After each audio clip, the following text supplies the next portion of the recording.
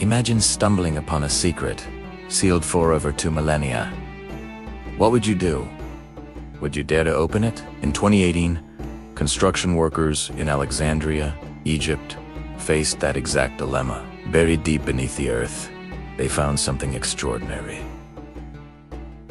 A massive, black granite sarcophagus, completely untouched for over 2,000 years. The discovery sent shockwaves through the archaeological community and ignited a firestorm of speculation across the globe. What secrets did it hold? Who or what was inside? The sheer size and imposing black color of the sarcophagus were unlike anything typically found for that period. It was ominous, mysterious, and utterly captivating. Immediately, the internet exploded with theories. People warned of ancient curses, drawing parallels to the legend surrounding King Tut's tomb. Tabloids screamed headlines about unleashing plagues, ancient spirits, or even a long-slumbering pharaoh's wrath. The hashtag sarcophagus was trending worldwide, with thousands pleading for the authorities to leave it sealed. The fear was palpable. What if opening this box meant unleashing a catastrophe upon the world? This wasn't just idle chatter.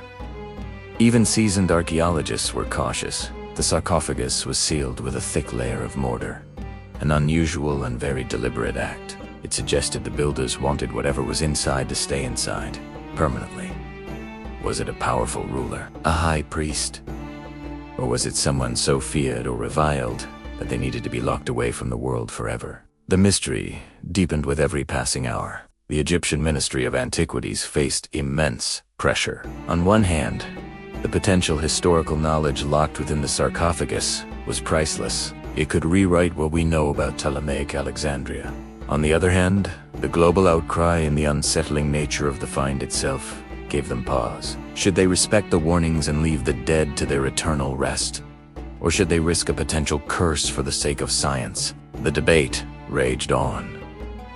Experts pointed out that the curse of the pharaohs was largely a media fabrication from the 1920s, a spooky story to sell newspapers after the discovery of Tutankhamun's tomb. They argued that scientific procedure and respect for the remains were paramount, but that fear should not dictate archaeological practice. Still, the image of that colossal black box was hard to shake. It seemed to emanate a warning from a long-lost time. Finally, after weeks of intense debate and careful planning, the decision was made. The world held its collective breath as a team of engineers and archaeologists gathered around the site. The lid of the sarcophagus was estimated to weigh over 15 tons. Slowly, painstakingly, using specialized lifting equipment, they began to raise it. Inch by inch, a gap appeared, breaking a seal that had been intact since before the Roman Empire. As the lid was pried open, a pungent, overwhelming odor immediately filled the air, forcing the onlookers back. Was this the smell of a curse? The first sign of a deadly miasma?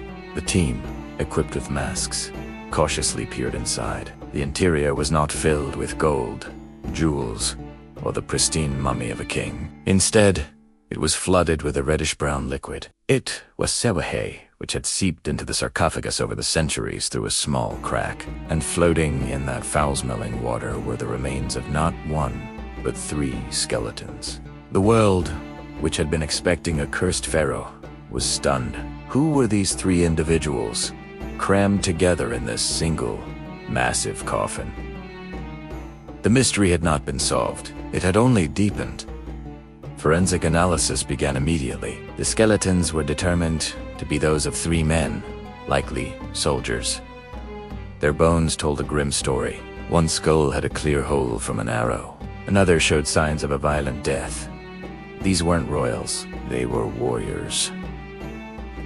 They lived and died in a turbulent period of Alexandria's history, likely during one of the many civil wars or conflicts that plagued the city after the death of Alexander the Great. But why were they buried together in such a magnificent and frankly oversized sarcophagus? The current theory is that it was a form of respectable but hasty burial. These men may have been officers of some importance who fell in battle. With the city in chaos, a proper individual burial might have been impossible. So, they were placed together in a repurposed sarcophagus, one that was likely already made and waiting for a wealthier client who never got to use it. It was a practical solution in a time of crisis. So, what about the curse? Did opening the sarcophagus unleash a plague? Well, not exactly. The only thing unleashed was a truly terrible smell.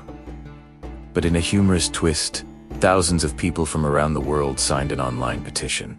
Their demand? They wanted to drink the red mummy juice from the sarcophagus, believing it would grant them ancient powers or some kind of mystic energy. The Egyptian authorities, of course, politely declined.